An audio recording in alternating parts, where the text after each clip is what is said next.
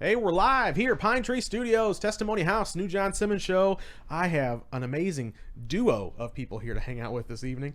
Greg and Connor, man, how you guys doing? Good. How about you? I'm doing great, man. This is exciting times. I just met you guys a few weeks ago, months ago, rather. You guys put together, well, I know Greg from my days in the dealing at the poker room, right? So that's where we met, back in the casino, early 2004. But more recently, I met Connor and Greg. They're connected through... what do you guys call what you do? We're just recovery, man. Recovery. We're out here spreading the message. Yeah, you guys have a recovery support group that you guys run on Tuesdays. Yes. And you guys have both recently got out of recovery yourselves, right? Yeah, we're in recovery. In recovery. Oh, that's what you guys say? Okay. Yep. Just got out of addiction. Okay. All right. Hey, I like the terminology. Yeah. So me too. I mean, I was a gambling addict 10 plus years, but I've been sober a long time, so I haven't been in the recovery space. So I appreciate the terminology. Absolutely. So let's start with Connor, since he's my new friend here, you know, right. and then we'll sort of bounce back and forth between your guys' stories. So tell me a little bit about the recovery group that you guys work on. We work on a recovery group. It started out, me and Greg just wanted to give back and really give back to the community. Yeah.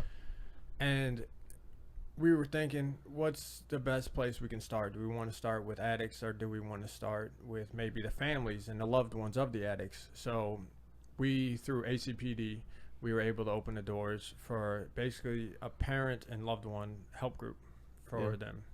Yeah, Art Dino runs ACPD. It's a recovery program that helps people who are struggling and helps them get in places where they can get help for their drug addiction most of the time. I met him through another mutual friend of ours. It's a small world that's going around, Matt. Shout out to Matt Edwards. And we made Testimony House made a video for ACPD. So if anybody wants to learn more about ACPD and the great work they do, you can just scroll down a couple videos in our YouTube channel. But Greg, so this is a long way from where I remember meeting, you and me hung out together a lot back in the day, working together, both of us in a different season of life back then. I was in the midst of a gambling addiction. I remember you used to drink a lot. I drink a lot. Yeah. So I had this picture. We went out to drink one night, and I'm not trying to put all your trash out there, but I think it's good to let people know where we used to be and where we're at today. Oh, absolutely. So I remember you used to drink more, like cans of Bud Light or Bud Busch or whatever it was. Yep. That, like, a lot of us could drink at the casino. A lot of guys that we worked with burned the candle at both ends, right? A lot of drinking, a lot of gambling, a lot of cigarettes, a lot of other stuff. Combination of all of that. Yeah, and so the vices varied, but we all like to burn some of them, And so for you one of your how do I say it? Like you were the champion of beer, It's like watching you drink 24 or sometimes even 2 cases of beer in an evening. I'm just like, why did you do that? That was you though. How did you get into that kind of lifestyle? Started drinking when I was 13. Yeah. As a little kid, just wanted to try it out, and from that I was hooked from the very first drink. Wow. Yeah, it had me early. Yeah. Ended up in the hospital that night with alcohol poisoning. When you were 13? 13. Was it like your parents' booze? My mom found me. No, it was one of the neighbor kids' alcohol. Wow. We had broken into their liquor cabinet. And you ended up at the hospital. In the hospital. Was that scary, or was it? I couldn't wait to do it again, honestly. Really? So a week later, we broke into the cabinet again, but They used get a the little lock. more. They gotta get a better lock. Back for the seconds. We pulled the cabinet out, took the screws off the back of the cabinet. The screws. All You right. locked the All screws. right. Got in through it from the back way and put it back. Yeah, where you were heading, you knew that there was no locks that could hold you back from getting to it. Oh my gosh, man. Typical addiction story. Yeah, Oh, yeah. no, that's not typical. I don't know. Like, the first time, because I was a gambler, so the first time I played gambling games was on a poker site called pokerroom.net. We used to play $5 tournaments. It was like, seriously, I played like a $5 tournament every weekend with my family. Like, Okay. my family was involved. And then eventually, I didn't get hooked until I found my way in the casino for the first time. Played a cash game, and it was right after Moneymaker happened, and I, got the experience of, betting it all and smoking and your cigarettes. It's way different than like clicking a mouse. And so for me, I was like, I'm chasing that high or whatever. So, addiction comes in many ways. Absolutely. Yep. So Absolutely. you're 13 though. Yep. And so how does it sort of escalate?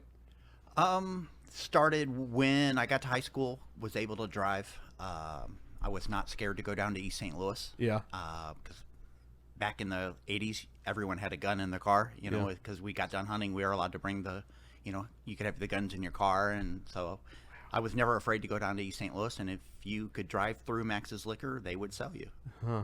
So That's that made me popular because, oh, look, Greg can get us beer, or Greg can get us peach schnapps or Bartles and James or whatever. Did it feel normal? Pull your mic up a little bit closer. Did it feel normal to you when you were drinking with everybody else? Like when did you feel like? Did you ever feel like you had a problem, or was it just like everybody's doing it? The problems really started about 24 or 25. Yeah. Yeah. Found out when I found myself drinking by myself, at noon or for no reason, Yeah, I can remember going to the casino for the first time by myself. Because when I first went to Las Vegas, that's where I had my first experience. Right, was in Las Vegas. That I went for my 21st birthday. It's like the rite of passage, right? Yeah. And when I got back, and I was telling everybody, I was like, I had such the best time, and I had a great time in Las Vegas. They have these things called poker rooms, and one of my buddies was like, they have a poker room down the street, dude. Well, I didn't know that because I hadn't been in a casino in St. Louis before. I had just turned 21. It wasn't an advertised thing on the the TV or anything, and so I drove up there, and sure enough, it was just like in Las Vegas, minus the cigarette smoke. And I can remember I sat down at a 3-6 table. Sharon Steele, shout out Sharon. She goes to church with me now. Okay. And hey, Sharon, I know you. She was my very first dealer I ever had here in St. Louis. Eventually, I ended up working with her. But yeah, that was when for me it was like, oh, I'm by myself now, and that's when you sort of know that this is not a casual, this is not a social thing anymore. This is something else. Now at the time, you don't care. You're not thinking, I can't. I'm sick. I need help.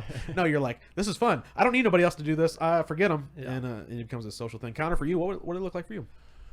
Well, my addiction started young, drugs, drinking. I was smoking pot, 14, 15.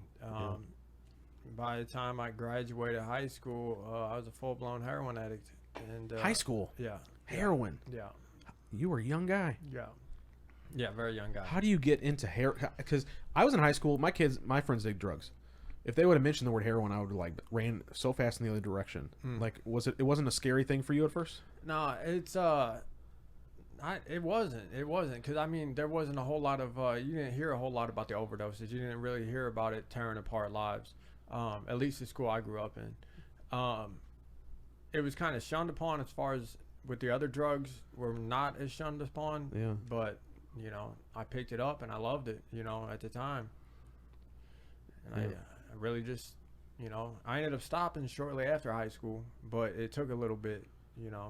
And just stop by yourself? Yeah, well, I just switched. Oh, you switched to something else? I switched alcohol and pain pills and a lot of Xanax.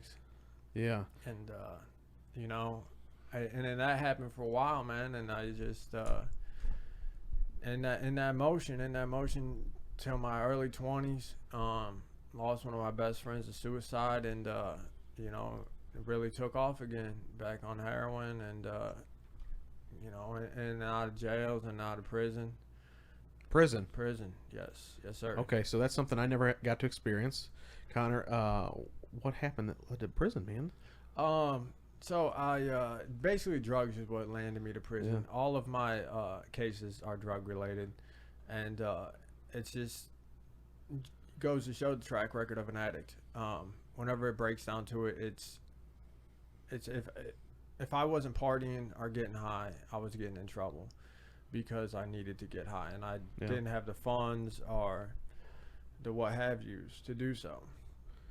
So you're a kid, you're dealing with drug trouble, and it's ending you in court. What's your family saying? What's going on in your world that's letting all this, my families were my biggest supporters through this whole thing. Yeah. And that's good. They definitely helped me out a lot.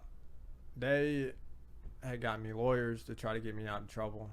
I was able to stay away from prison, for a little while, but I just kept messing up on probation and this and that.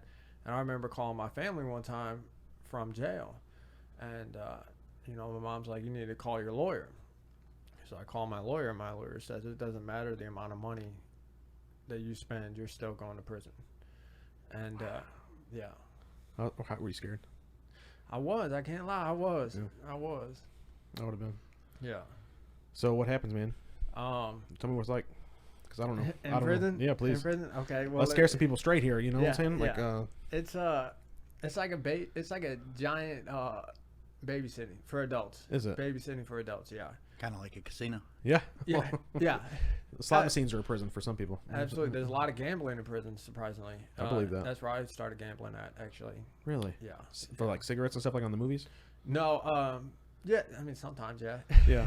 Sometimes there are cigarettes involved, but mainly like commissary, food, Okay. wire money, that sort of thing. But it's really just like a bunch of dudes around, and a lot of testosterone flowing around. It's just like a babysitting place, high school almost. A lot of drama. See, now the movies and stuff, TV shows, Greg. Like, I haven't been there. I'm just like, there's always fights, there's gangs, everything is like this hard place to be. It's a hard knock life, And was it like that in your experience, or? There is all that stuff. Yes, absolutely. There is all that stuff. Fighting. There are gangs there. Yeah. I didn't really have any trouble with anyone. I just kept to myself. Didn't get involved with any gangs. Just did my own thing. Kept my head down, mind my own business. Yeah. Did you just get out recently when you got clean, or how did everything? Yeah, I was released from prison for my third trip to prison. I was released November 30th, 2022. Yeah, so recently. Yes. And so do you withdraw in prison, or? Absolutely. Usually it was county jail. This time it was prison, because I had a parole violation, so I was in county jail only a couple days, and I was withdrawn in prison. Yes. What's that like? Sucks. Yeah. Sucks. No Tylenol, just water in a mattress. Not even a mattress. And this is from all like the Xanax and the painkillers and everything. Everything. This time when I went, I was actually addicted to fentanyl too. Oh, bro. See, now I and this is my ignorance. So you guys are gonna be good supports here for me to learn some things, because I hung out at your support group the other day. We were talking about it earlier, and you guys were answering a lot of questions that I had. Fentanyl to me, it's like a new thing that I'm hearing about for the first time. It's not a world that I lived in, and now to me the word is so scary, because it's like all these overdoses, all these poisonings that are happening. It's killing everybody. It's synthetic. It's in everything. It's in stuff you can get it prescribed. It's stuff from the pharmacist, and it's in it, and it's like, what? I don't want that. I don't want that anywhere near my ibuprofen. Get that away. You know what I'm saying? Cool. So when did fentanyl get in the system here? The first time I ever seen it was about 2016. I think it was the first time I ever had a run-in with it, other than prescription fentanyl. But the first time I seen it on the streets was about 2016. Yeah. And it just progressed. Is it something that you just buy? Like, how do you get it? Yeah, so it's just like any other drug. So if you were to like, go, it's just like you buy it from the dope man. Yeah. It's like a pill. I don't know, because I'm ignorant, so like pretend like I don't know what I'm talking about here. Well, it comes in like a powder. So like usually it's a powder form, but in St. Louis where we're at, usually buy it in pills. Yes, is how you purchase it. That's how they package it, I guess you would say. Interesting. So do you like buy like 10 pills? Do you buy 100 pills? Like, how's that kind of stuff work? Like, yeah. I mean, you don't have to say how many you bought. I'm just saying, like, what do people do in general? I mean, you can buy one to however long's your money. I gotcha. Yeah. Like, just somebody like a typical person, would they take like one pill? Is that enough, or no? Is it, I mean, one pill will get you off for sure. for like how long? Yeah, it's real short, like 3 or 4 hours. Oh, that's it. Yeah, it's a real short buzz. So you got to keep getting them next pills, huh? Yeah.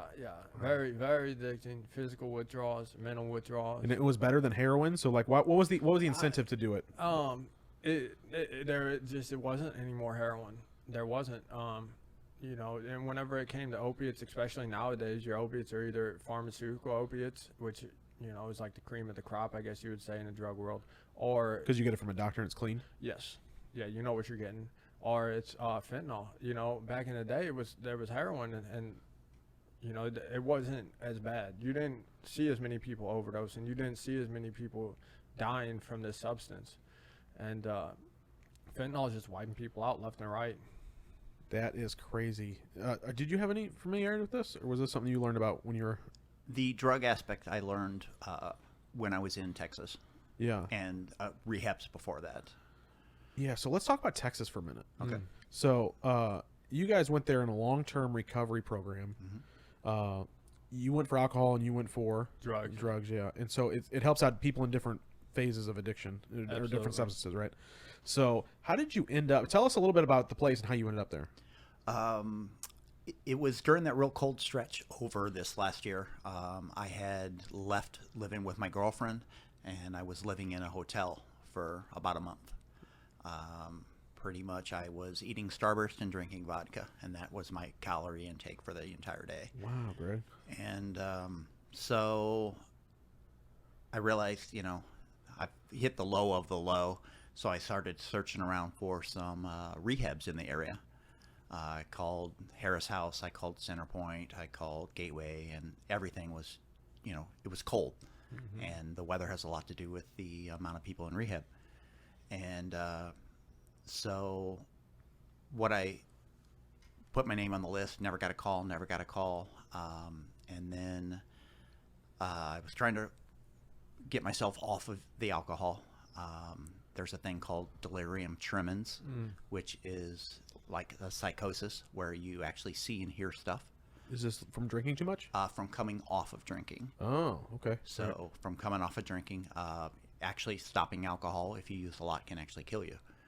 And so, Really? and so can Xanax, but those are the two class of drugs that can actually kill you when you stop using them. Okay, so you've been drinking since you were 13. Did you have periods of soberness, or was this? Yeah.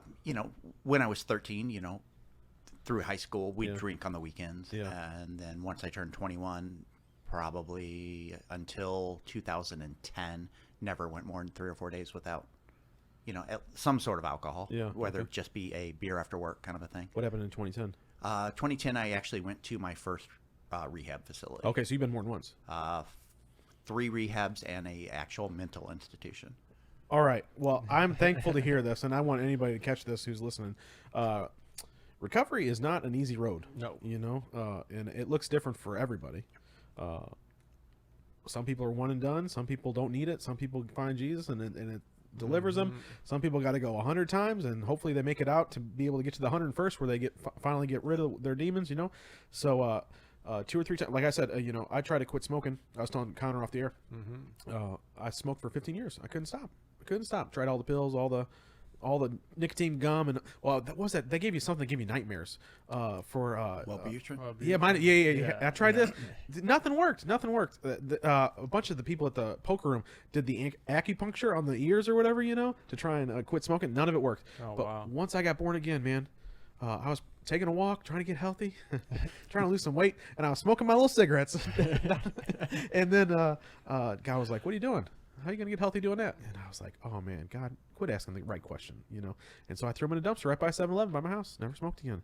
And that's the kind of stuff that, like, when I talk about recovery, I talk about Jesus being a part of recovery. We can talk about that later. But deliverance is cool when it happens because whether it's an overnight thing or a stage thing that happens, getting free of something is the coolest thing that happens to people. It makes them want to talk about it a lot. That's why you guys are doing recovery meetings now, because it's different when you're on the other side of being like, I'm free from that finally. Let me tell you about it. Right. Exactly right. So what happened the first couple times you tried it?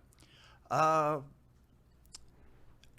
didn't actually work the program of Alcoholics Anonymous or Narcotics Anonymous or any of the support groups.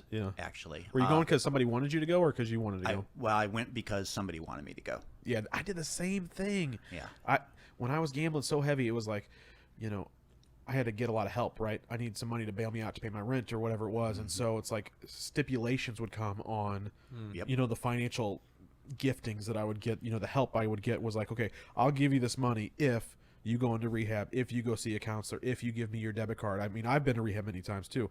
GA meetings, I've been to many of those. Most of the stuff that I did was one-on-one counseling sessions through like the BAIT 188 bets off. I'd call that number a million times in my life, and it would end up at free counselors that the state would provide. So I've done my fair share of trying to get clean and sober. But most of the time in my head, I was thinking, I don't really need this. If I could just win this jackpot, or if I could just win this poker tournament, these people are going to be jealous of me. They're not going to think that I'm this crazy loser who can't handle it no more. They're going to be like, I wish I had John's $100,000 poker tournament winnings, Right. And so in my head, I wasn't really working it. I wasn't trying. Exactly. I was like, I was doing as most addicts, and you guys could probably attest to this, I was doing the thing I needed to do to be able to get to my next. Absolutely. You know, Yeah. for me, it was like, if I go to this counseling session, when I finally have money in the bank, I can go back up to the casino, or Right. I can go where I need to go Right. to get somewhere. So you weren't working it. No. And a big part of it is working the 12 steps. And Yeah. a big part of the 12 steps is God. Yeah. Mhm. Yeah. Yeah. So when you did it this last time, though, you said you were in a hotel drinking, eating Starburst. Eating Starburst, drinking vodka. Starburst and vodka. What were you putting the Starburst in the vodka? Every now and then. Yeah. Mix it up. The vodka didn't last long enough Yeah. for it to dissolve, though. Yeah, but you had told me the story. Is this part of the same story where you fell and hit your head? Yes. Yeah. let's- And that's what happened when I was detoxing myself, hoping to find a rehab, because they won't take you unless you're detoxed. Really? No.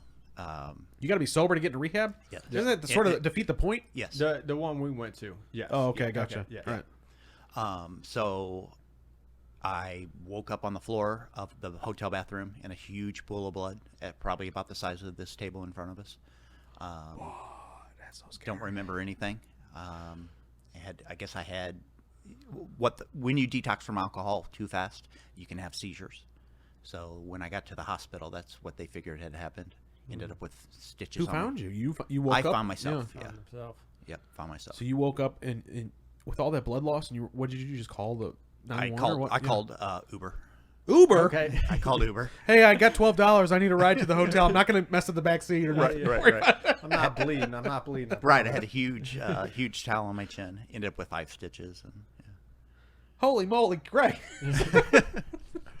yeah. I love that you called it Uber, but I didn't want to drive myself. yeah, well, obviously, but not 911, Greg. Like Nah. not the ambulance, not a. That's a heftier bill. I was gonna say that's Uber's too like $12 expensive. Right. $200 or $900. What's $9. What's the Uber guy say? He's like, huh? He's got to do a couple double takes, right? Yeah. I don't think I was the first one he dropped off there ever, to be honest with you. Oh, I got you. That hotel is not where you were staying at. Right. Yeah. Right. Just a normal Tuesday for that Uber driver. Right. you Yeah. know? Wow. So, what changes in your mind after that moment? Anything? Well, luckily I was supposed to deal a poker tournament that following weekend, and of course, what's the first thing you do when you get out of the hospital after you had 5 stitches because you fell after you were drinking? Well, you go get more alcohol. Right. Yeah. Sure. So, was trying to wean myself, down a little bit, and I got the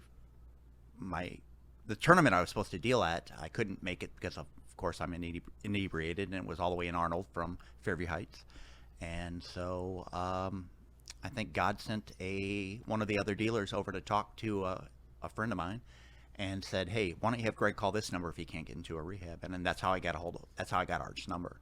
Yeah. So, what was it like? Because Art. So, for those who don't know, Connor, who is Art? Explain Art for us. Art Dino is a magical, wonderful person. Yeah. He has a center called not a center, but a nonprofit called ACPD. ACPD. We've yeah. talked about it already. Yeah. Mhm. And he just helps people get out into recovery. Yeah. He helps people, the indigent, the people struggling with money, or just anyone. Yeah. He helps them find a center to get their foot in the door of recovery and start working some steps. Yeah. He lost his son to a fentanyl overdose. Yes. His son was 19. But, man, when I hear him talk to people for the first time, he is, a beacon of hope. Oh, yeah. For someone who's gotten out and free from their addiction, when you hear somebody who really believes that you can get help, that's a big deal. Because a lot of times, especially your family and stuff, they've seen you trip and fall so many times that it's like the boy who cried wolf a lot. They don't really believe that this is the time and this is the chance. But someone like Art, what was it like for you talking to Art for the first time? Was he encouraging? Did you have that same experience? Yeah, I had talked to him on the phone and told him my situation, and he said, "I can get you help." He goes, "When you're ready to go?" And I said, "Now." And this was a Sunday morning after he had got out of church, and he goes, "All right, how about we get you on a plane tomorrow?" And so I love it. He works fast. He works fast, yeah. Works fast. So here I had been in the hotel for a couple of weeks trying to find a place, and never did get a call back from any of them. Yeah. And I call this man, and he's got me on a plane in 24 hours. Yeah. And so on the way to the airport, I had stopped and met him for the first time because I had to pay my money for the rehab. And, you know, I walked in, I talked to him, we signed all the paperwork, and on the way out, he gives me a big hug, and he looks me right in the eye and says, "I love you." And, I mean, he meant it, Yeah. you know, so that was, I knew I was in the right place Yeah. at that point. His place has the love of God on it. He talks about he's helped 4,600 people to lose your son and then go on to do the Lord's work. The guy loves the Lord like crazy, and you know that he's serving God through all this stuff. But the program that he sent you to is not no shallow rehab. Show up on Saturdays and go do your life 5 days a week. You signed up the next day to be something for 6 months, right? I was there for 90 days. 90 days. Okay, so 3 months. Yes. 3-month program. That's intense. Yeah. Yeah. For anybody who hasn't been to rehab, or like for me, like I never went to anything that was overnight. So for me, it's hard to fathom like giving up your job, giving up your, you know, not just your drug of choice or whatever it was, you know, like giving up your life for a period of time to recognize that you have an addiction that you need help with. What was it like for you? Well, after being the low of the low, waking up on the bathroom floor like that, I knew it was either commit fully or die. Okay, You know, that's where you there were. was nothing in between. Was this the first time? Because you said you hadn't really worked it before. Was this the first time you're like, I'm going to do it, or was it? Yeah. Yeah. It was the first time that I really went because I really wanted to go, and that somebody didn't kind of push me in that direction. Yeah. Similarly, when I woke up at 29 years old, this led me on my life to the Lord, Connor, is that I woke up 29 years old.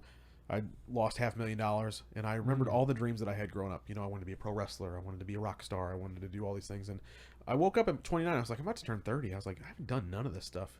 And all I have is this just like trail of nonsense behind me. And I was just like, I was so depressed by it. I mean, I was already depressed because I was in the middle of addiction, you know, already suicidal from crazy thoughts that you have in the middle of addiction. But I finally was just like, maybe it's my gambling problem that is my problem from like having a better future, right? And so it was the first time that I had called up somebody for help, saying I need help, not I have to get help so that I can, you know, pay my rent this month. Like, I need help. I think I'm finally the problem, and I'm ready to work it out. And I did a program for 90 days, not in house, but I did a program for 90 days. Okay. And I did 90 days sober, and after each 30 days, they'd give you a little coin or whatever, you know, and way to go, John, you did such a great job, man, we're so proud of you.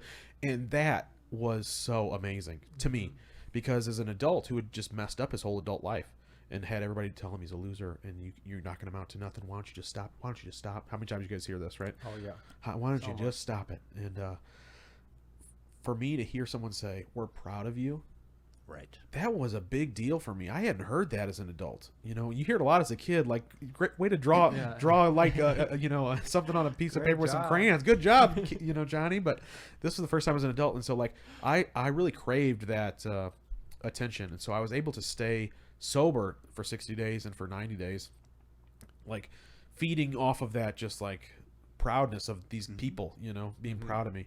But at the end of the 90 days, he goes, hey, we're not going to do another one of these celebrations until a year. That's how the program works. So now we'll celebrate annually. And I was like, no, man.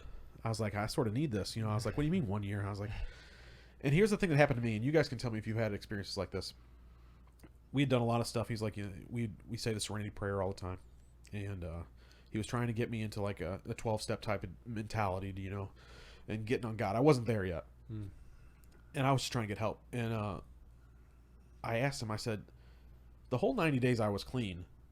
I was clean because I was seeking some sort of honor and praise, you know. But at no point did I actually, the desire to stop gambling ever go away. In my mind, it was like, go gamble, go gamble, go gamble, go gamble, you know.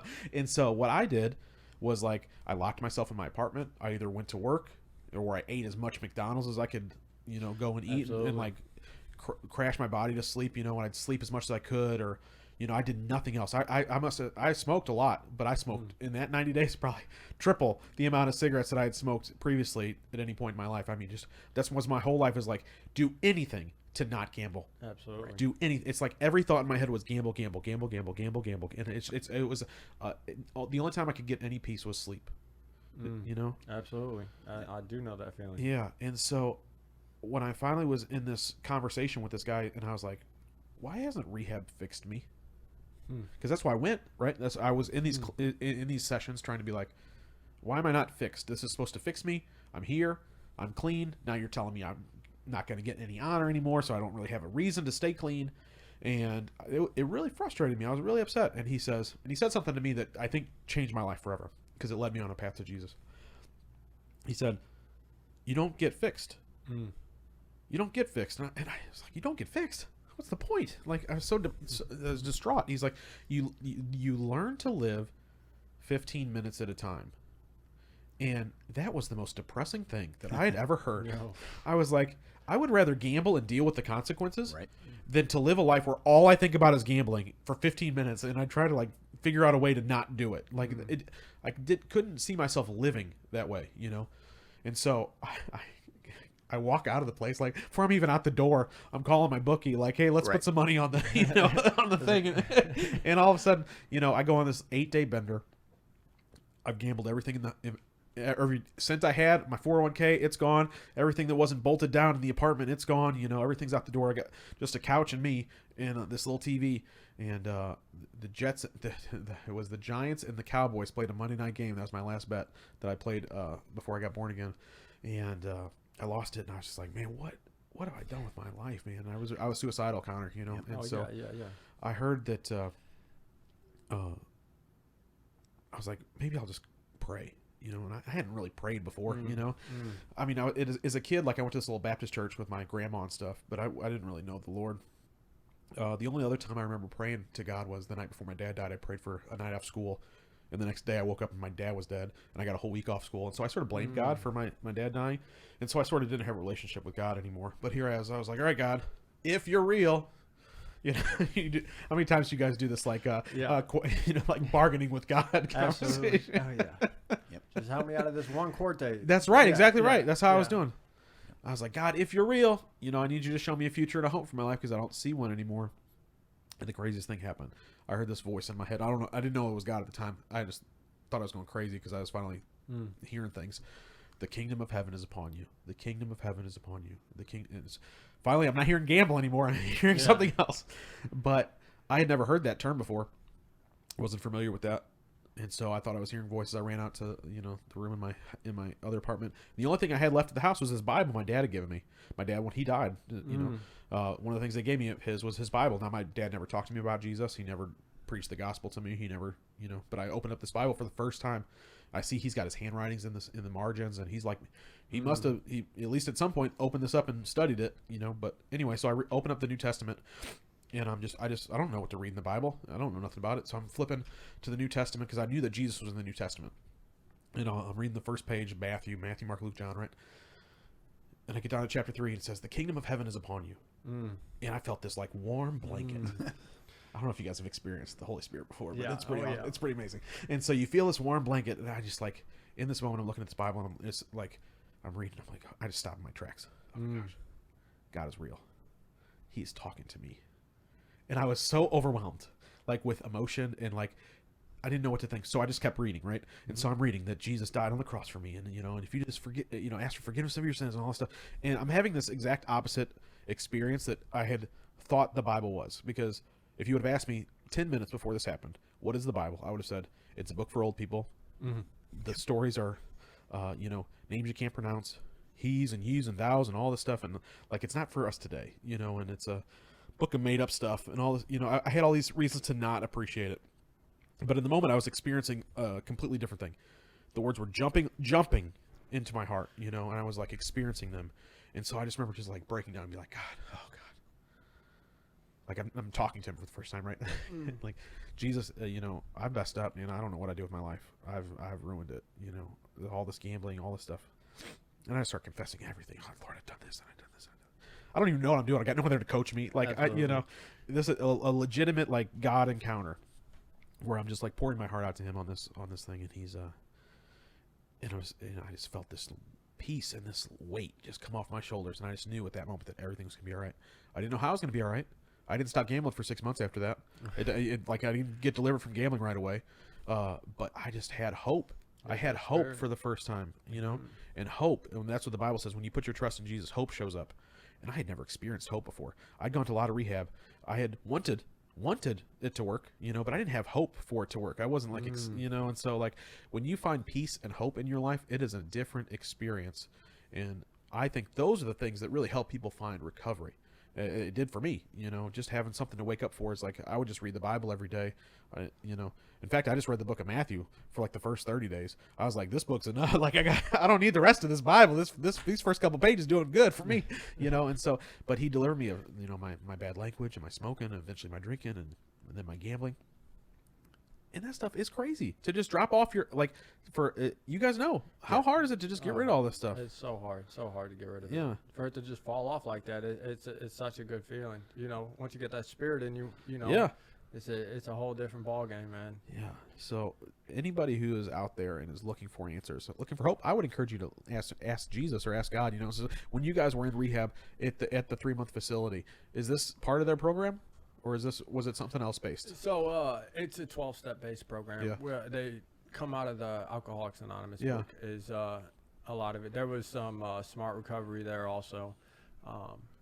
The medical science behind recovery and addiction was there.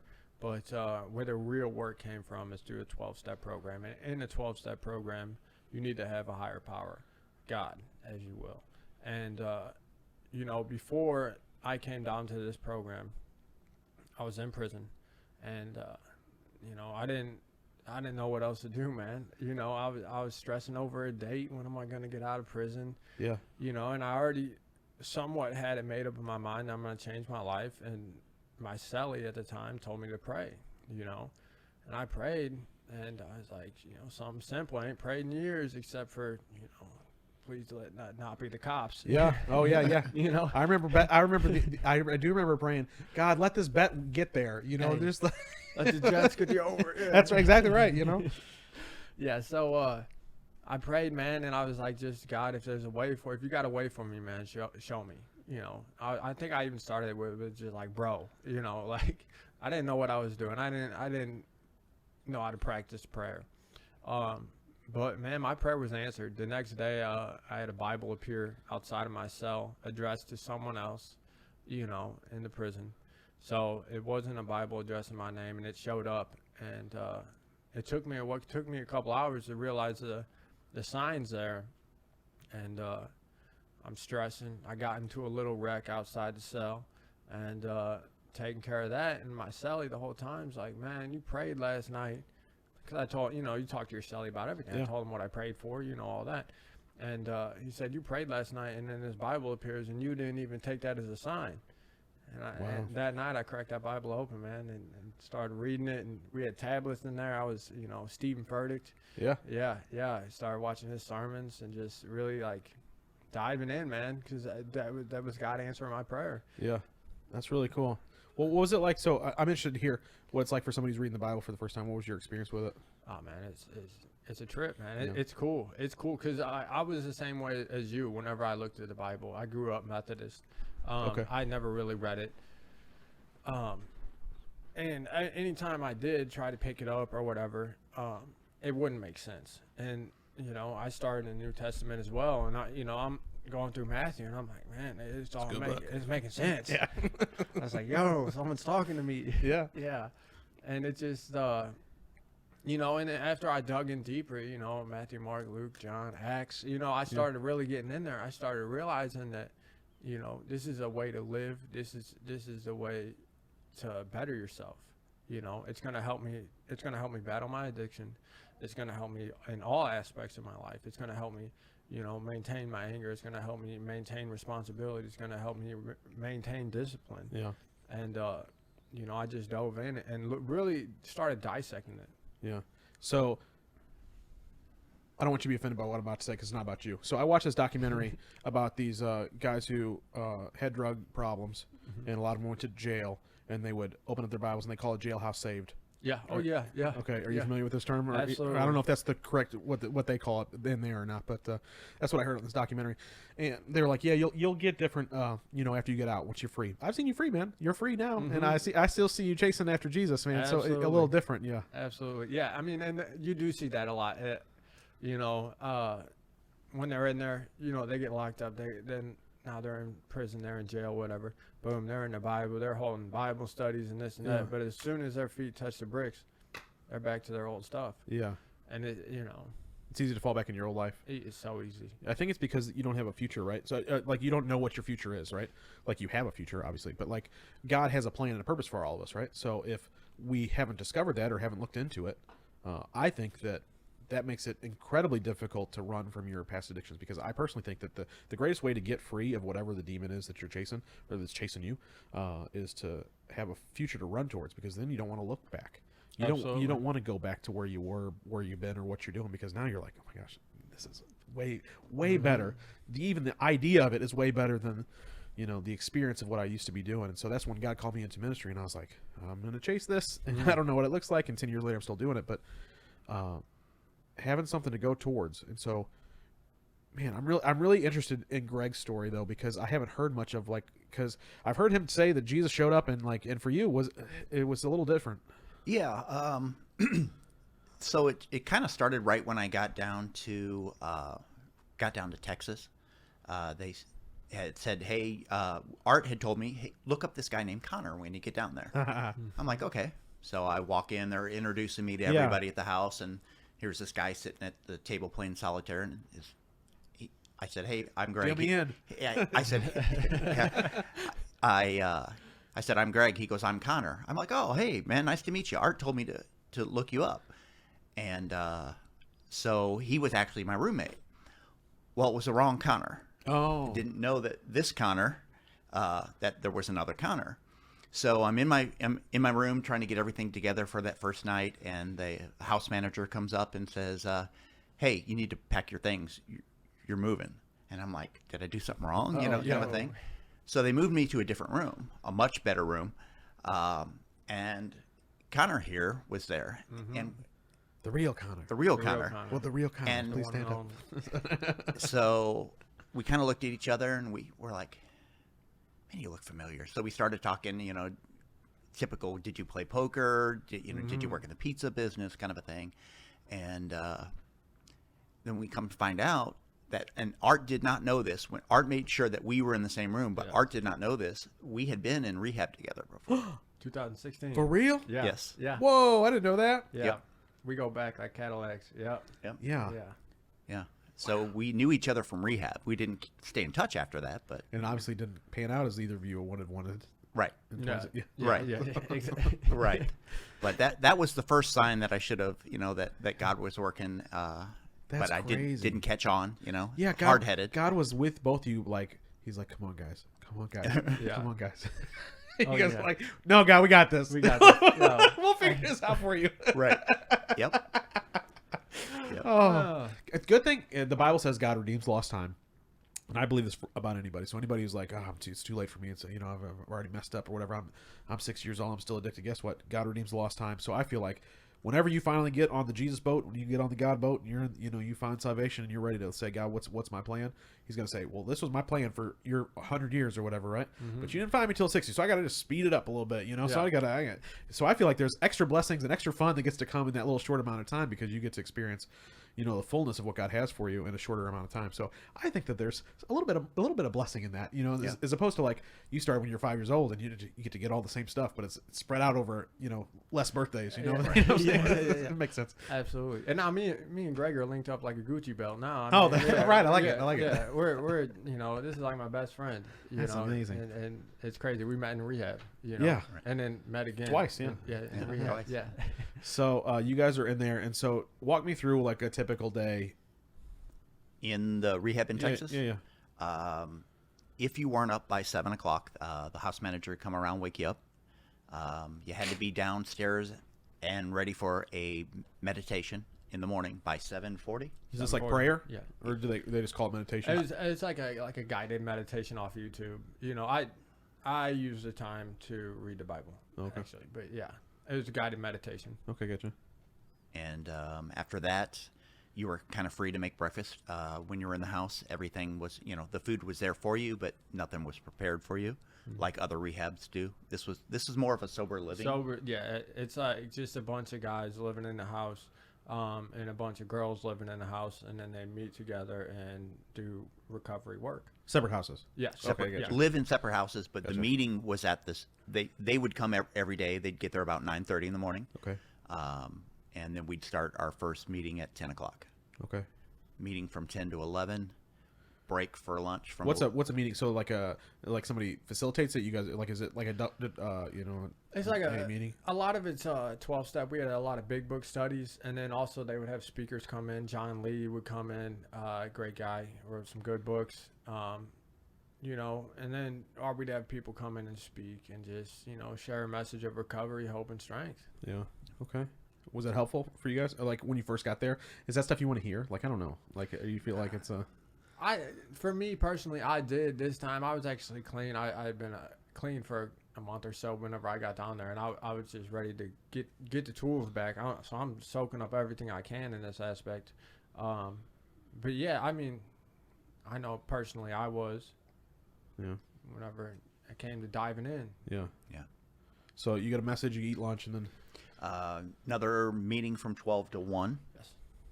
Another break from 1 till whenever. Yeah. Usually about 2:30. If we were going to the gym that day, we went to the Y 3 days a week. Mm-hmm. So if we were, we'd get on the bus at 2 o'clock. I feel like you'd sign up for everything, right? You're down there, you're like, I got nothing else to do. You're like, what? Yeah. Right. Yeah. Absolutely. Yeah. And that's kind of what's my thing too. I dove right into it. Yeah. Mm-hmm. And in the other rehabs, I'm like, all right, 1 day gone.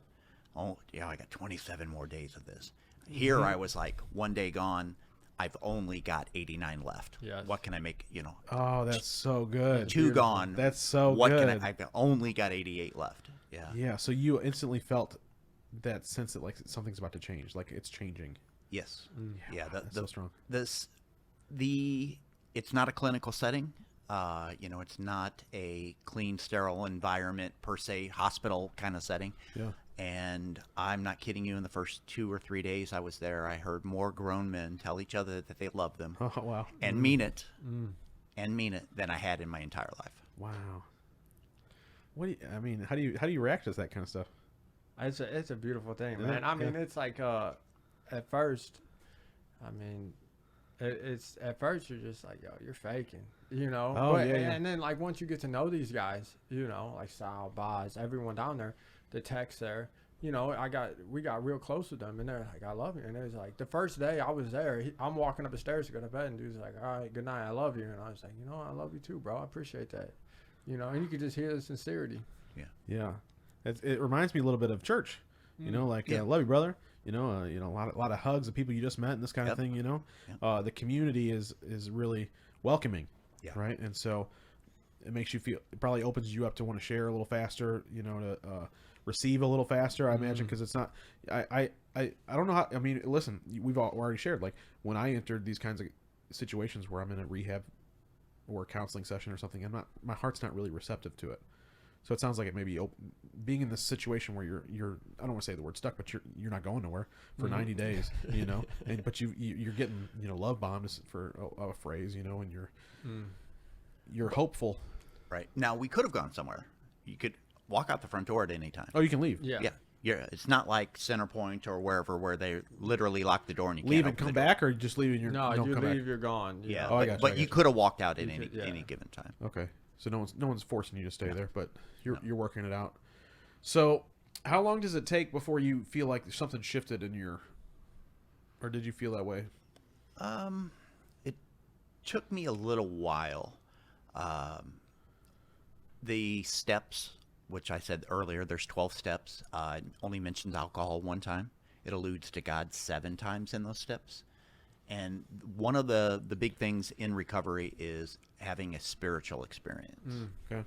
And so I'm waiting for the bush to start burning. Yes. I'm waiting. Yes. I'm waiting for a deer to walk through the front yard. Yeah. Something like that. And nothing ever happened. Yeah. And I'm kind of getting discouraged. This is maybe a month in, and I had dropped my. I'll call it. They call it the big book, but it's the AA book, and it had fallen on the ground, and I picked it up, and it was on page, I think it's 567, which says spiritual experience, and it kind of explained it explains what a spiritual experience is, and I'm like, I think I just had my spiritual experience reading about a spiritual experience, I love that. and so that's when it really changed for me. Yeah. So previously, what was your history with any sort of religion or spiritual experience? To use your phrase here. I absolutely despised organized religion. Yeah. I just did. My mom was very spiritual. She was not, real religious. But kind of like every other addict, the foxhole prayers were never answered. So had that the jets to cover it. Yeah. Right. Those prayers. Right. Nothing was ever answered, because I was asking for stuff for me. Yeah. God, I need this new car, Yeah. kind of stuff, rather than I need to go to bed and be able to sleep without having to take medicine. I need peace. Yeah. It's so funny that you say that, though, because a little inside baseball here. The first time I ever spoke for Testimony House, I got called this little tiny church in St. Charles, and I invited it was my wife there and her parents. Like the first time, I've been married for I don't even know if I was married at this point, but we were newlyweds, if anything. And my buddy Kevin was there, and then this little church, they probably had 10 members. It wasn't a very big church, kind of. And then Greg Beyer shows up. This guy I work with. We're not like great friends. We're not enemies. We're not like we're coworkers. Yeah, we hang out occasionally as a group and things like that. But for you to show up that day, man, what a big encouragement that was for me. And for you to sit here and be like, I sort of despised it. Why did you even show up, man? And you brought your mom. And I brought my mom. Yeah. I don't know. Something spoke to me and said, hey, look, this guy. I was very lost at that point in time in my life. Yeah. That was pretty much right before I went to my first rehab, and you were looking for answers. Looking for answers. Yeah, and you continued, and it sounds like you're. And that's how I was raised. That if somebody invites you to something or has something, you go and support your friends and family. Yeah, oh, that's so sweet, man. That's always been an encouragement. I tell that story a lot. I'm like, but Greg was there. Greg was there. You don't even know. And so, I'm gonna pull on this thread a little bit more. So you were there. You and me worked at this casino together for many years. So you knew there's not a lot of people in my life, and I like to talk to them when I get the opportunity, because I tell my stories all the time, right? I've already shared them tonight. This is what I used to look like in my whole life, and here's what I look like now that Christ has shown up. But there's a lot of people in my life, Greg, who don't understand. When I tell stories about being at the casino until 6 a.m.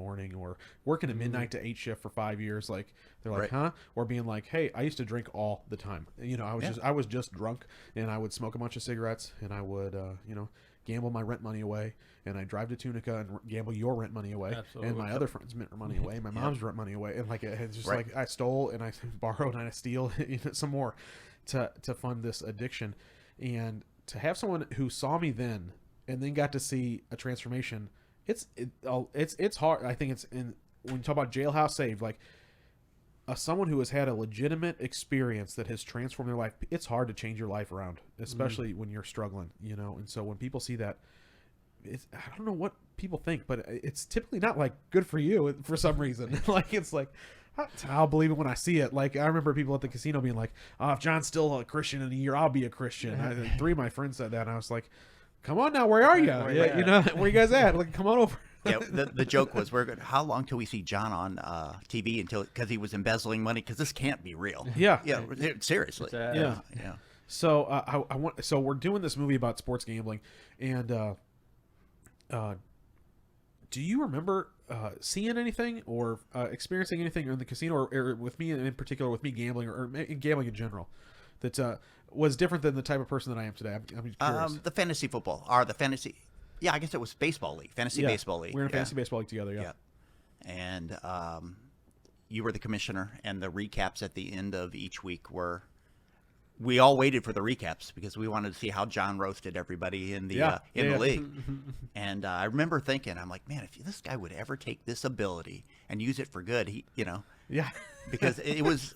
I wish I still had some of them. Oh, I do too. So I would do like a whole synopsis of like I would make fun of Greg and the players on his team and make fun of and like why his team lost this week is because he's a loser, but also because Joey Votto is a loser. Right. And when I would tie all these threads together and realize that I had a gift for writing. Obviously, now that I've written books, you realize that God puts gifts inside you. You don't realize what their purpose is until you meet God, until you find Jesus, right? So I was using these gifts to do that. So it's so funny to me. You know why I wanted to be the commissioner of that league? Can you guess why? So that you could do that? So that I could get the money. Oh, okay. I gambled all your guys' money away. Okay. I didn't win anything. Yeah, but that's why I did it. I've never told that story out loud. I positioned myself to be the commissioner every year because I knew it would be a big influx of cash in my pocket. And then Temporary loan that I would use to gamble, and I'd be like, well, I've got the entire baseball season to make it back if I can't win it back, and then I would pay you guys back at the end of the year or whatever, Right. So, but that was the reason I was doing all that, and so like to go from that, right. It's so funny to me. Was there anything? So you've seen me transform. Have you seen anybody else though? I mean, it's like, I feel like it's rare. It's too rare. It is rare. Unfortunately, everyone doesn't make it. It doesn't click for everybody. Yeah. And with the recovery situation, it might click. You can never give up on anyone because this is my 4th try at this. Yeah. And how do you feel it's going for you this time? Well, I'm doing the right things this time. Yeah. I finally surrendered. I finally started listening to people. I realized I'm not the smartest person in the room. Yeah. And started taking some direction, and it's going good. Yeah. Which of those things that you just mentioned, is there one that was like a key point for you, a turning point, or anything that, like, besides your book and your opening, your spiritual awakening moment, but like, is there someone or something that happened that really has helped you? Yeah, it's God. It's knowing that there's somebody out there looking out for me and trying to help. Even if I am not smart enough to catch it every time. So have you had your Bible opening experience? Have you been trying to read it at all? Yeah, actually, Connor, we started with that. We started with Matthew when we were down in that's awesome. down in rehab. Yeah. Well, look at the book of Matthew getting all the press here today. Yeah. We I had been big into reading my Bible as soon as I really dove into it. And when Greg got down there, I was like, man, I want to start a Bible study. Yeah. And the Bible study was me and Greg. Oh, that's it. There's like 8-10 guys in the house, but the Bible study was me and Greg. And and we did every night, or once a week probably, at least. We was in the Bible, sitting down, really diving in. It was a beautiful thing, man. That's really cool. And so none of the other guys got jealous and wanted to join the group or nothing, huh? We had some stragglers here and there, but they were just trying to poke holes. Yeah, exactly. They were there. Really, a lot of it. So they were on like your guys' 2nd and 3rd trip, but you guys are like, look, we're veterans here. Yeah, we're making it out this time. We're not coming back here. Exactly. And we had a different outlook on the whole thing. I mean, there was a lot of that through the whole experience. It's just whenever me and Greg were there, I mean, we're like, we're here for recovery. We're not here to, dodge a court case or any of that. And that's what a lot of people were there for, because their mom wanted them to be. If you want a place to live, you have to do this and that kind of thing. It's so similar. Mm-hmm. It's so crazy to me that it doesn't matter what your substance was or what your addiction was, how similar the experiences of like your behavior was. It's crazy. How you compartmentalize your life. You hide friends from one another so that they don't know what you've been up to, right? Yeah, that's what I used to do. Absolutely. I remember the first time you shared your story up there at our meeting. And I was like, this dude gambled, the way I did drugs. Yeah. And it's crazy. It's crazy. Yeah. I was the same thing. Like you said, you was gambling your rent money, their rent money. I was gambling my car note, your car note, and then taking your car, and it's a crazy thing that addiction, no matter what form, it can destroy your life. Yeah. The first time I ever heard a testimony like that was in the midst of my addiction. Was Josh Hamilton. He was on a show, I don't know if you guys remember Real Sports, Brian Gumbel, was on for a long time. And so they did this episode. This was, I don't know, early 2000s, maybe late. Yeah, it had to been the early 2000s. I'm in the midst of my addiction. I'm on the couch. This episode comes on, and Josh Hamilton has not made his way back to the major leagues. I don't know if you know the story or not, but he was a -- draft pick by the Tampa Bay Devil Rays, and then they sent him down to camp. He's in the tattoo shop with some of his buddies, and somebody brings out some cocaine. He ends up getting hooked on it. He got a $3 million signing bonus, blew it all on drugs, and doesn't make it to the major leagues. Okay? Oh, wow. And so he's basically, in this episode of Real Sports, he's mowing yards. He's like, and he's like talking about how he got clean. And it's like, talking about he's got kids now, and the story is like, bad luck loser, basically. Right. Like look at the story is like, look at what happened to this poor schmuck. He had the world in his arms or whatever, and they're interviewing him in this show, and he's expressing the things that we all know. I was just hopeless every day, which I couldn't get the war out of my head to stop. I stole from my grandma, and like everything he said, I was like, I've done that. Yeah. I feel that way. Checked out. I was like, and it was the first time that I'd like heard somebody talk about getting out of it, and it was so inspirational to me. Like I knew in my heart that I was like an addict, but I hadn't like obviously gotten free yet, and it would be another 6 years before I get free from that. But his story stuck with me so much. He was talking about how Jesus got him saved and set free.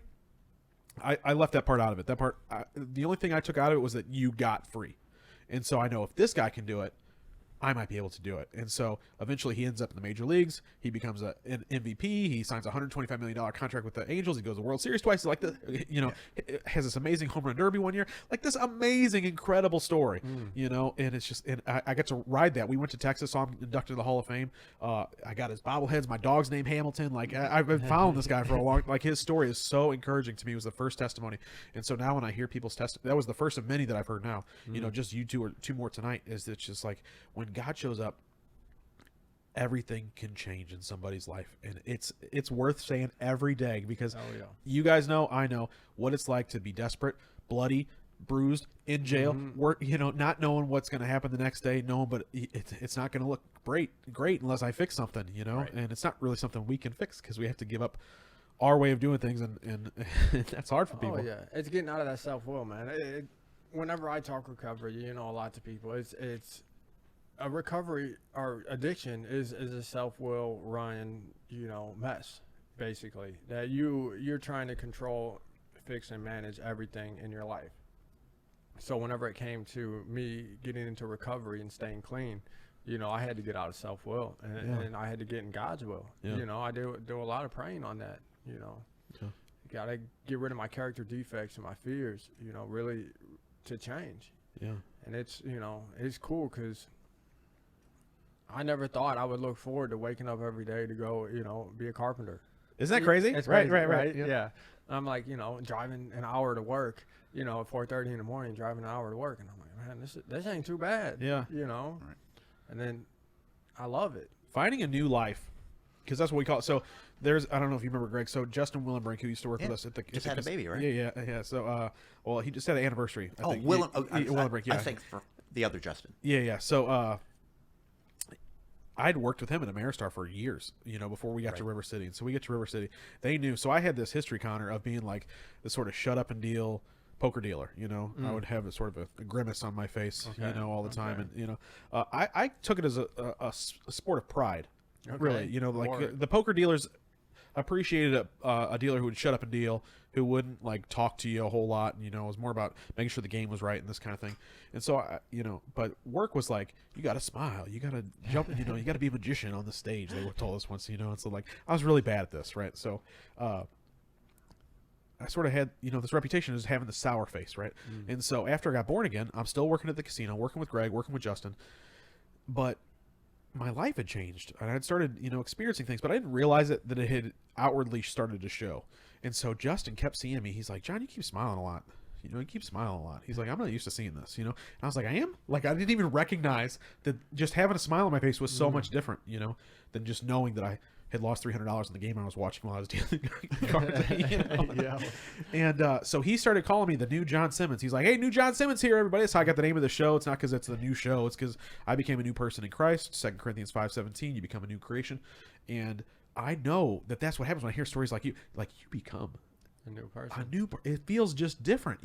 I can be excited about driving to my carpenter job for an hour. Absolutely. I can, I got time to listen to the sermons on the podcast and all this different, it's like you appreciate things you didn't used to appreciate. The sun is bright, the grass is green, everything's different, man. And you're like, wow, I wish I would have done this sooner, Exactly. And I always think back to times, whenever I was like homeless, and just strung You were out. homeless? Oh yeah.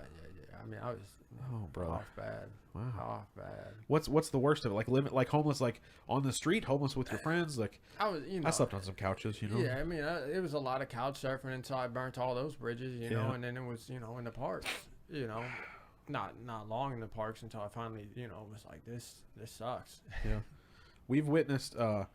I've been to many park ministries, where you go and you talk to people and try and either bless them with something or just pray with them or whatever it is, you know. And I've been to a lot of these like tent cities and these kinds of places where people are really down on their luck from, you know, just having an addiction. And some of it's mental illness. Some of them say just love it. They don't want to give it up. Some people are like, I wish I could give it up. I've tried. I can't. It's not working, you know. And everybody's story is so different, but these places are so sad. Very sad. So sad. No hope. There's no hope, and the people inside of it don't even realize the hopelessness of the situation because they're not far. I mean, when Jesus shows up, this is my opinion, and what the Bible says, and what I've experienced is that when Jesus shows up, everything can change instantly. You know, it's not going to say you're going to be in a house tomorrow, your family, your teeth are going to be better. You're like, you still have to deal with the results of the sin you were living in. You know, if you did drugs and it's ruined your health is still going to you're going to need to work that out. You know what I'm saying? But your mind, your mental, like I can wake up. I can at least be happy that I have a job that I, you know, or like I'm not living in a tent anymore. I'm living in a hotel that the government's paying for, like whatever the next step is, right? You know, but we're talking to these people, man. I just know listen, for me, it's like I desperately want to help you. I can pray with you, and I can, you know, I hope you hear what I'm saying. But it's like you also just want to help them, give them something, do something for them. But I don't think there is really anything you can do for people who are just addicted. Like it's like it's not until they want to do something for themselves. It's hard. It's so hard. It's very hard to do, you know, because it's something I struggle with now. Whenever I talk to people in active addiction, they're my old friends or just people reach out to me, and they're like, "Hey, how did you do it?" or "What can I do?" And I'm like, "Well, I can give you the tools, but you have to do it. Like it's a self thing." Yeah, and the government's not even real great at helping these. So I went to Atlanta, and I was filming something about this couple. They have a ministry that does homeless outreach in Atlanta, and so we went with them on some of their trips, and they showed us this park in Atlanta, or as Athens actually, and they had this big homeless tent city that was there, and the government, they were tired of it or whatever, all these needles and stuff and everywhere, and so they brought in these big like I don't know whatever the machine is, got the big plow on the front of it, right, and they burn over all the tents. They took over all the tents, over all the needles, and they said, "Y'all just get out." It's like, so not only are they homeless, now they're like homeless multiplied, you know, or whatever. Like, like there goes my tent, you know, like what do you do? And so eventually they showed us that they had moved them across the city to a secure facility where it has a guard and all this stuff. I don't know why homeless cities need a guard, but they put a guard up that had a fence. You know, you couldn't just walk in the city like you used to be able to in the park. So they drive me over there, and this was the crazy. Now this is where the government put everybody. Next to a meat processing plant or a chicken something. It stunk worse than I'd ever smelled anything in my entire life. Talk about the dignity loss of these people. Like they're already in the worst situation ever, and now you're like putting them literally next to trash and sewer, and like that is hard to recover from. You need an act of God to get out, you know. And so I'm just like, Lord, send angels to Athens and Atlanta, baby, because these I can't fix this, you know. Like John's not going to do nothing to help this problem, you know, but God can. And whether it's one person in that village or the whole village, I believe that help can come. I don't believe that it's hopeless. It just looks like, send some angels, send 10,000, you know, because but I can't believe that we treat people like this. This is how we treat the people who are hurting and broken. It is bad, and I will even say this: the recidivism. Oh, I don't know. Right. So all right, sorry, it's okay. Can't pronounce it. People going back in and out of the prison system, right? A lot of the people in there are drug addicts. You know, a lot of people go in for drug addicted crimes. Oh, I gotcha. And then, you know, they have what they would call treatments in prison, and they're kind of BS. Are they? You know, they don't focus on the steps. They don't focus on, you know, having a higher power, finding God. They just tell you, oh, this is why you're addicted, because you do drugs all the time, and this is what it did to your brain, and this is what you should do, but we're not going to give you the steps to do it. So, and then you see people get out of prison, get right back on drugs, get some more cases, go right back to prison. And that's literally the loop I was stuck in. Yeah. You know, I thought I was just like, I'm doing installment plans in prison the rest of my life. That's how I thought I was. How sad. You know, to think that. And like this time when I got locked up, they slapped the cuffs on me, and I was relieved. You know, I knew I was about to be real sick. Yeah. You go through a lot of withdrawals, but I was relieved. I was like, I'm not homeless no more. I got a bed. I got some food. A better situation almost, yeah. Yeah. Wow. And then I really dug in deep while I was in this time and realize, I'm going to change. And that's where it came from the inside. That's why whenever I preach to people about working the program and working recovery, I'm like, you gotta look inside you. Yeah. I can't, I wish I could fix you, Yeah. but I can't. And a big thing to help fix me is God. Yeah. So tell people about the hope you have now. Like, so how do you look at, when you look at your future now, or you look at like what you hope your future would be like? What do you see? Oh man, endless. It's endless, man. A house one day, a wife, kids, simple stuff, really. I have a lot of hope for the future, because I've come to realize that I am very talented and I'm very driven when it comes to focusing in on things I need to get done. So, I just look at it, I get to spend time with my family, just the small things. And like in my past, I was like, my future is to go party. My future is to do this. And like, that's not a future. Yeah. Well, when you're young, you can't think that far ahead. Right. Right. You just say like, the older you get, the more like you realize how time is shortening up on us. But in my 20s, like I didn't even think about the future. All I thought about was right now. What can I do today? I'm going to gamble today. I'm going to hang out today. I'm going to go to the park. I'm going to go play trivia tonight. I'm like, all I thought about was in 24-hour blocks. I didn't have a calendar. My brother had kids in my 20s. I didn't even go to their births. I didn't go to their birthday party. I did not worry about it. I was so selfish, completely selfish. And now here in my 30s, born again, I got kids and a dog and I got a mortgage and I got, my life is different, but I'm more hopeful about what my future looks like than I ever would have been in my 20s. Greg, let's talk some more about hope, man. What's your hope look like?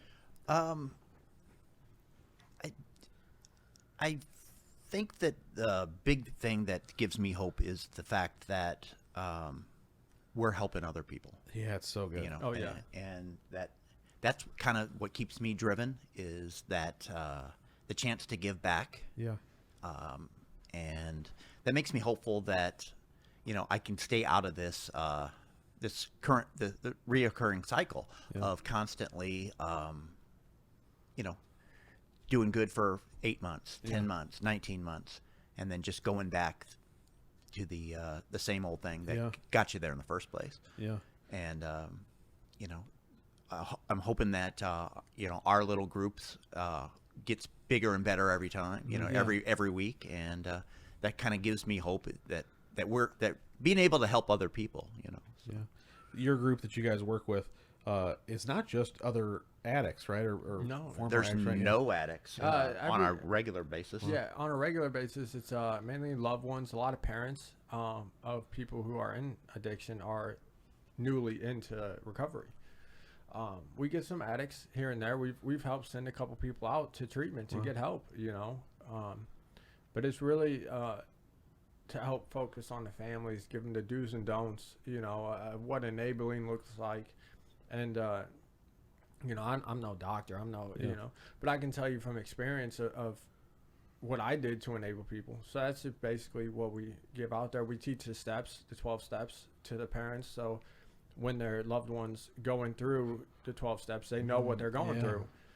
That's tough. It's an underreported problem, is that the families and the loved ones of people who deal with addiction, they have it rough, man. They don't understand it. It's very confusing. A lot of times it's come on suddenly. Like when I told my family about my first gambling debts that sending me to bankrupt court, they're like, you lost how much? Right. Like it was an unfathomable amount of money. Right. And like, what? You did a gamble? When did you go gamble? It's just so shocking to someone's system. And now maybe the drugs and the alcohol aren't as, that shocking, if they've seen you a couple times at the bar or whatnot, but they are really left hurting and reeling. In fact, as I've been studying the movie, an interesting thing I found out, because they've been legalizing sports gambling across America, state by state, over the last 3 years. And New York just got legalized at the end of last year. And I think earlier this year. And I was talking to the people who run the government run. It's so ridiculous. So casinos get tax revenue from the government gets tax revenue from the casinos. The government then takes that tax money and then creates rehab opportunities for problem gamblers. Right. So it's like it's the equivalent of like a dope dealer building a rehab center.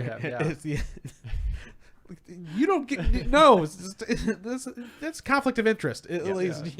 So I talked to this group in New York who runs their bets off type place or whatever, and they said their call center after they legalized sports gambling went up 8,000% Oh, wow. in the first month. Oh, 8,000%. And I said, well, who's calling you?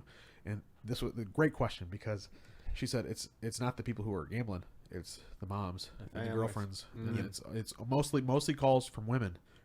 Mostly calls from women who have nothing to do with this. Yeah, sports gambling is definitely a male-dominated kind of thing. Yeah, and so when you talk about what do you say? You know, you can't, like, if you're, because I've talked to counselors and I've talked to doctors who deal with psychology and counseling who try to help people, you know, they can't do nothing for the loved one, you know, like, you need to send the person who's hurting and I will help them. I can, you know, like, I can send, like, you can go to a family support group and things like that, but there's not really a lot of help. It's like the family feels so helpless, you know, because like they want so desperately, like my family, I'll use them as an example. What can we do to get you help, Johnny, and get you fixed and get this problem out of your life? But as you guys know, sometimes we like to fall down the stairs a few times. You know? Oh yeah, we got to. We have to. You know, and it's like we fall down, break an arm, and we're like, "Well, I still got an arm left." Yeah. You know, yeah. And that's And the family's like, "What? Yeah. Like Yeah. you've broken your other arm already?" And so for you guys to be focusing on this group, to me, is so inspiring. In fact, the fact that they even want to show up, like, it goes to show, like, all those people who are on the phone calls in New York City, like, I'm sure they would love to have a place where they could be like, I don't know what to do. But at the same time, the people you're talking to are people who their kids are trying to get help. yeah. So there is, Or get their kids Yeah. into help. Our guys. okay. Yeah. So it is some of the people who are like, my kid's out there right now doing Yep. this thing, and I wish I could talk them out of it. Absolutely. So what do those people feel like or sound like? I mean, we've seen a couple of them come in, and we got one that's a regular occurrence every week. And, you know, I remember seeing her from when she first started coming to our meetings to now. It's like she has hope, you know, and her loved one's still out there struggling. But, I mean, she still has hope. Yeah. And it's at first, like, first couple meetings, we didn't see a smile out of her, nothing. And now she comes in, smiles. We ask her how her day's going, how's life going, you know, and just try to spread some hope for her. Yeah. It's interesting. It's like the prodigal son story in the Bible, right? So the prodigal son goes out, he's partying, and he's lost all his money, he's lost his way, you know, he's sleeping with the pigs, literally, you know, and he comes back home, and dad just embraces him, and he's, you know, it's gonna be better, you know. Sometimes having that, just someone to support you, things like that. But Greg, you were saying something.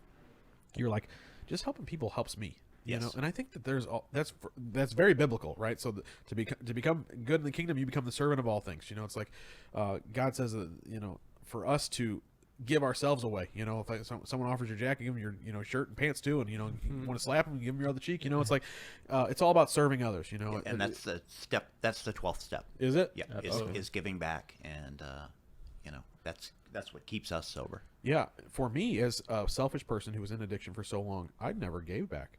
I remember, so I'd been at church about 8 months, and this preacher had come, and one of the things he said was like, you know, if you're not at church just to sit here, you better get up and, you know, sign up and help out and do something. And it's like, the church, this ain't about you. It's about the kingdom. It's about you finding somebody that, you know, you can make their life better today and do something. And I was like, huh. It was like, I had never done anything that I hadn't gotten paid for as an adult. You know what I'm saying? It's like, so like the idea of volunteering was so foreign to me. So I walk up, they're like, go to the back, the info desk or whatever it was called then. And so I walk up there, I was like, I want to help out. Didn't even know what to call it. Yeah. And they're like, well, what do you want to do? And I was like, Tell me. I just came up here. This was my step of faith here, guys. Like, I need you all gonna have to coach me. And they're like, well, we got this and this and this and that. And so I had this epiphany. I was like, what's the worst one? And they're like, well, the parking lot, because it's summertime. You got to stand out there in the hot, wave at everybody or move the signs or, you know, do whatever. And I was like, sign me up for that. I was like, I was working my way. I felt very like puffed. I'm working my way up, Lord. I'll just, you know, sir. But it was so foreign to me. But that was the first time that I got something out of like getting to church early, you know, setting stuff up, seeing people's faces as they walk in there smiling. And it's like, it wasn't a big deal yet. Like, serving obviously became a much bigger part of my life and my ministry and like trying to help people. But it was the first glimpse of that I'd ever had. And it's stuck with me ever since, the idea of like, it's not about you. And so when I started to like serve my family, my wife and things, it gives you a satisfaction that you don't understand until you start doing it, you know? And so definitely. For you, like, is it something you feel like is just helping you stay sober? Or is, like, I can't imagine what It kind of like fills that void of, the drinking, of Yeah. doing all that other. I mean, it just, when the phone rings and it's another addict or another alcoholic, and they just want to, hey, how's it going? Just want to check in, or Yeah. they're having a bad day, and they reach out to you. They could have called anybody in the world, Yes. or worse, they could have called nobody, and they chose you to call out. It's just wow. It's just kind of like, Yeah. it's a high. It's a Yeah. rush. You impressed me, Greg, and I'll tell you this. And you had this on you before all this other stuff happened, but there are some people in life, and Malcolm Gladwell calls people connectors, people who have ability to make a lot of friends with a lot of different people and know a lot of different people.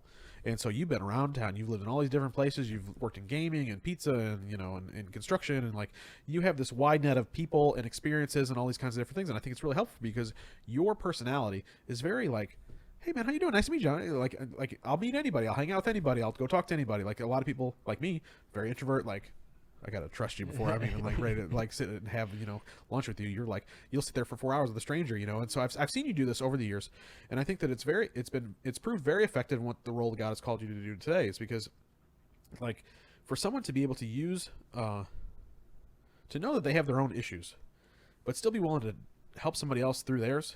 It's almost I guess, how do I say this? It inspires me because that's not easy to do, where you can be the guy who shows up to hear a sermon from a guy who had never done it before and encourage him and be like, man, that was so great.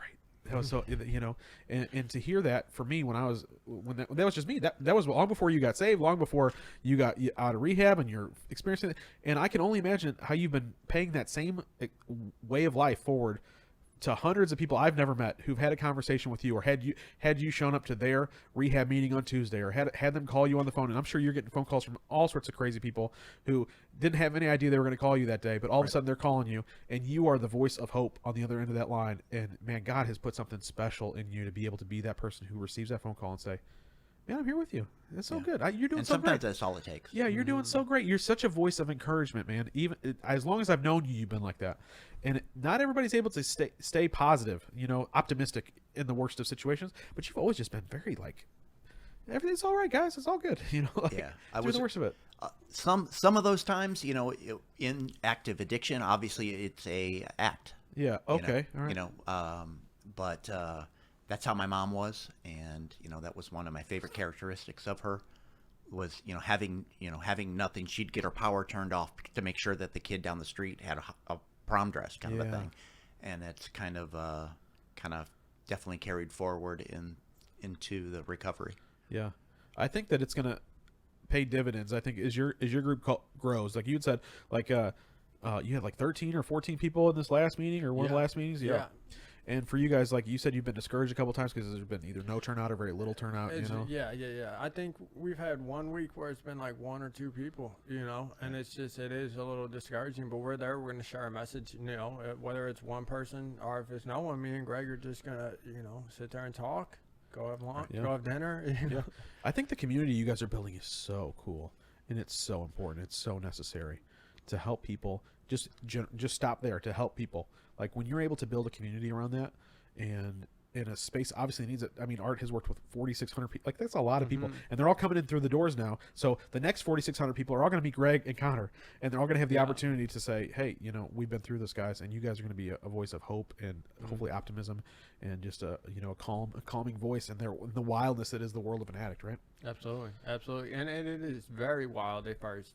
I know whenever you first get clean, first get sober, all the thoughts are still there for a very long time. The thoughts of drinking, the thoughts of using, and just the wildness of the havoc you created is going to constantly be a reminder in your mind. Yep. And then, I preach it all the time, get a higher power and work them steps. Yeah.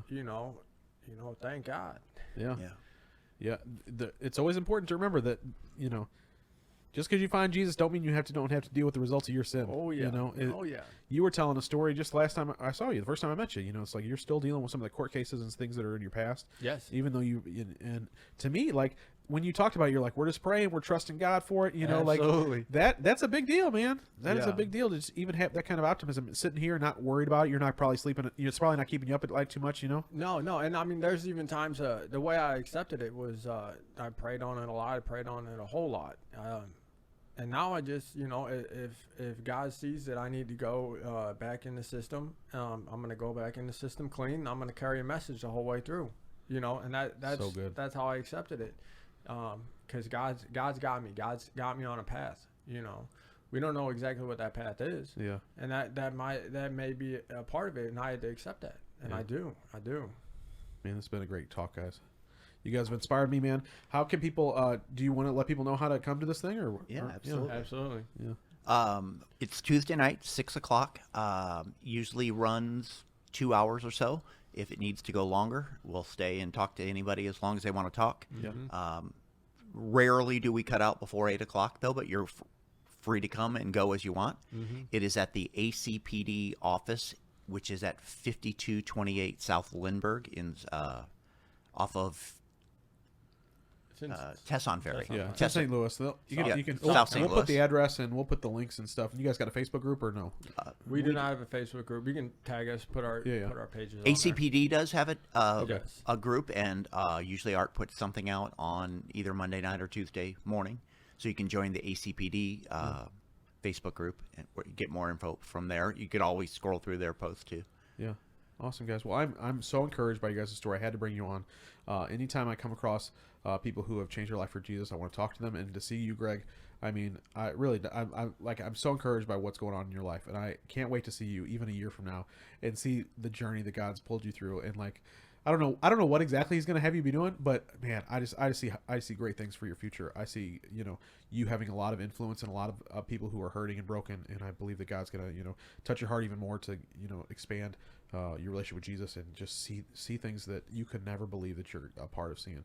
So I just want to encourage you with that, and I want to encourage anybody who is looking for help in addiction, or you got a family member who is looking for help. Go find these guys, man. They are a breath of fresh air in this space, and so I will put all those links in the bio below. But thanks for watching today's episodes, guys, and until next time, we pray you discover a future and a hope for your life today. We ain't trying to blend in. If you're ready, come on with us, my friends. Come on. We can change the world. Hey, we can change the world. Let's go. What changes the world? The only thing that ever really changes the world is when somebody gets the idea that love can abound and can be shared.